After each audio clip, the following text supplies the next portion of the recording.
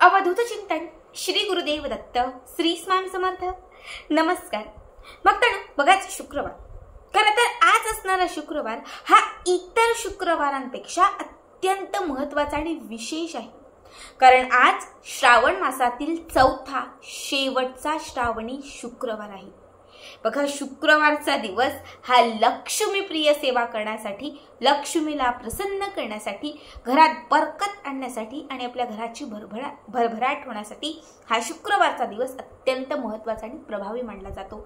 त्यात श्रावणातील शुक्रवार संपूर्ण वर्षभरात जे 12 महिने असतात, या 12 महिन्यांपैकी श्रावण महिना हा उपाय सेवा करण्यासाठी, व्रतवैकल्य करण्यासाठी अत्यंत पवित्र मानला जातो।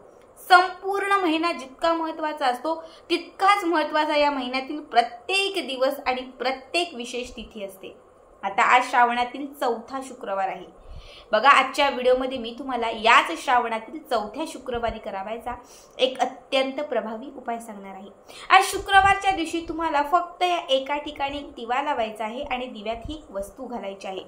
जर आजच्या दिवशी तुम्ही या ठिकाणी म्हणजे या एका दिशेला दिवा लावलात आणि दिव्यात जर ही एक वस्तू घातलीत तर लक्षात ठेवा, लक्ष्मी तुमच्याकडे प्रसन्न होईल, लक्ष्मी तुमच्याकडे आकर्षित होईल, घरामध्ये धनधान्य यामध्ये वृद्धी होत जाईल।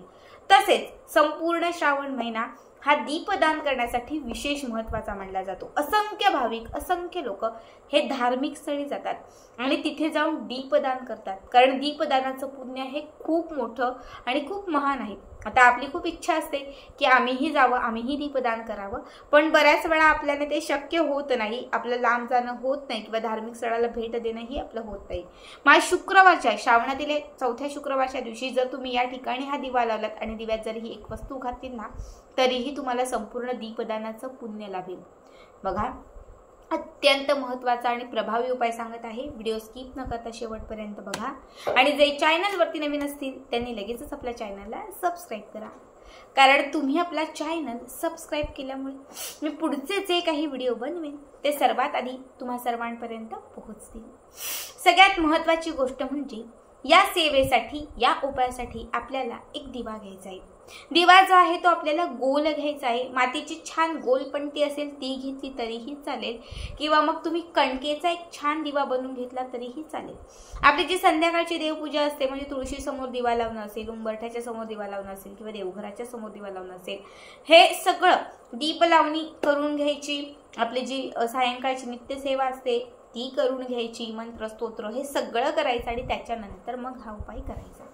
सगळ्यात पहिली गोष्ट म्हणजे हा दिवा कुठे लावायचा, तर हा दिवा आपल्याला आपल्या घरातील आपला जो हॉल, जो लिव्हिंग एरिया असतो तिथील जो उत्तर भाग असतो, म्हणजे जी उत्तर दिशा असते, तर त्या उत्तर दिशेला तुम्हाला हा दिवा लावायचा आहे। देवघरात जो संध्याकाळचा दिवा लावताय तो वेगळा, तुळशी समोरचा वेगळा, उंबरठ्याच्या समोरचा वेगळा, आणि या उपायाचा हा जो दिवा तुम्हाला आता सांगत आहे तो तुम्हाला घरातील उत्तर दिशेला लावायचा आहे, कारण उत्तर दिशा ही धनाची दिशा मानली जाते, उत्तर दिशा ही लक्ष्मीची दिशा मानली जाते।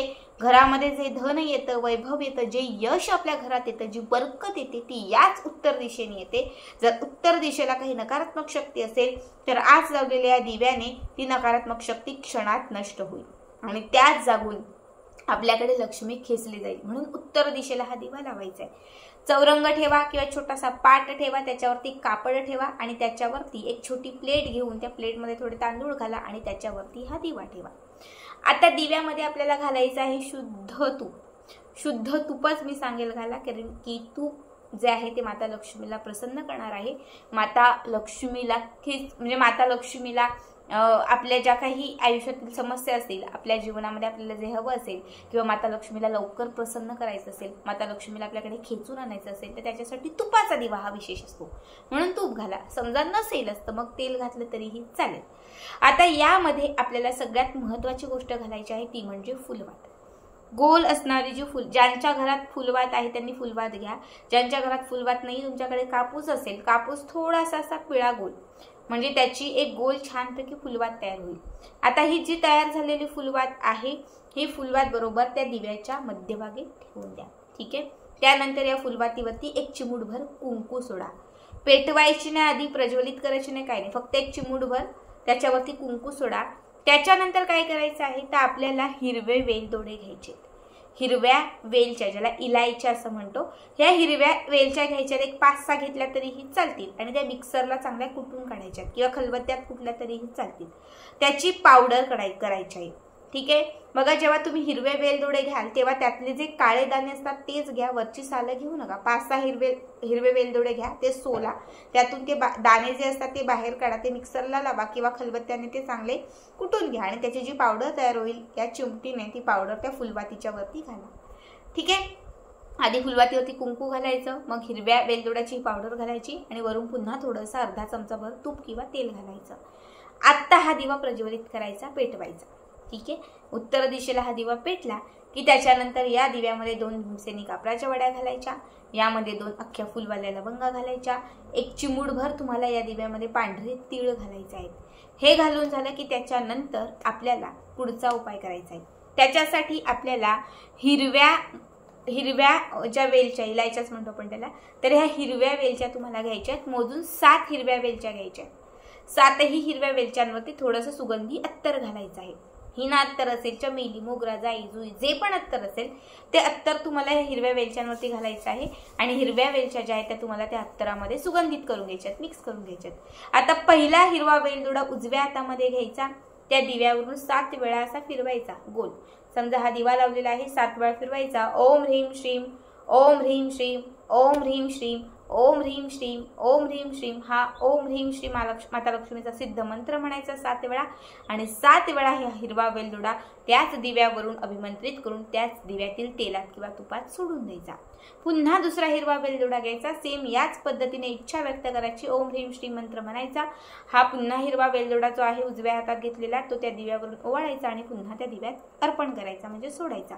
असे 7ही हिरवे वेलदोडे, 7ही वेलचीचे जे दोडे आहेत ते तुम्हाला अभिमंत्रित करून ओम ह्रीम श्रीम हा मंत्र म्हणून तुम्हाला त्या दिव्यात सोडायचे आहेत.